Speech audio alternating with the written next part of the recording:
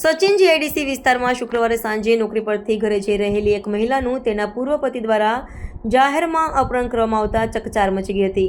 ફિલ્મી દ્રશ્યોની જેમ પૂર્વ પતિએ બોલેરો પિકઅપ વાનમાં બળજબરીપૂર્વક મહિલાને બેસાડી અપહરણ કર્યું હતું। આ ઘટના સીસીટીવીમાં કેદ થઈ હતી। જોકે સચિન જીઆઈડીસી પોલીસે તાત્કાલિક કાર્યવાહી કરી પૂર્વ પતિ છોટાઉદેપુર પહોંચે તે પહેલા ચેકપોસ્ટથી પકડી પાડ્યો હતો અને મહિલાને સહી સલામત મુક્ત કરાવી હતી। પત્નીને પામવા માટે પૂર્વ પતિએ અપહરણનો રસ્તો અપનાવ્યો હતો। આ ઘટના શુક્રવારે 23મી ઓગસ્ટના રોજ સાંજે 7:15 વાગ્યાની આસપાસ બની હતી।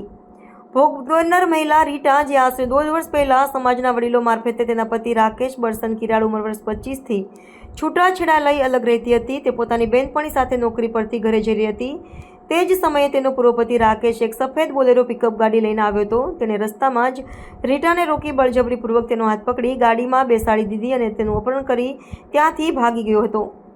આ ઘટનાથી ચોંકી ગયેલા સ્થાનિક લોકોએ તાત્કાલિક પોલીસને જાણ કરી હતી। રીટાના ભાઈ અંબુભાઈ ઉર્ફે કરણચંદુભાઈ રાઠવાએ સચિન જીઆઈડીસી પોલીસ સ્ટેશનમાં ફરિયાદ નોંધાવી હતી, જેના આધારે પોલીસે તરત જ કાર્યવાહી શરૂ કરી હતી। આ ઘટનાની ગંભીરતાને ધ્યાનમાં રાખીને સચિન જીઆઈડીસી પોલીસે તાત્કાલિક ટીમો દોડાવી હતી। સમગ્ર વિસ્તારમાં નાકાબંધી કરવામાં આવી હતી અને વાહન ચેકિંગ પણ સઘન બનાવવામાં આવ્યું હતું। પોલીસની સઘન તપાસ અને વ્યૂહાત્મક કામગીરીના કારણે અપહરણકર્તા રાકેશ કિરાડ છોટાઉદેપુરના ખેરકુવા ચેકપોસ્ટ ખાતે નાકાબંધી દરમિયાન પોલીસના હાથે ઝડપાઈ ગયો હતો। પોલીસે તેની પાસેથી અપહરણ કરાયેલી મહિલા રીટાને સહી સલામત મુક્ત કરાવી હતી। 1.5 વર્ષ પહેલા છૂટાછેડા થઈ ગયો હોવા છતાં રાકેશ તેની પૂર્વ પત્ની સાથે ફરીથી સંસાર માંડવા માંગતો હતો અને આ જ કારણે તેને આ અપહરણનું કાવતરું રચ્યું હતું। આ બંનેને સંતાનમાં એક દીકરો અને એક દીકરી હતા। 4 માસના દીકરાનું અગાઉ અવસાન થયું હતું, જ્યારે 2.5 વર્ષની દીકરી આરોપી રાકેશ સાથે રહેતી હતી।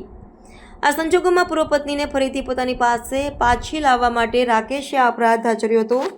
હાલ સચિન જીઆઈડીસી પોલીસે આરોપી રાકેશ કિરાડની ધરપકડ કરી છે અને આ મામલે વધુ તપાસ હાથ ધરી છે।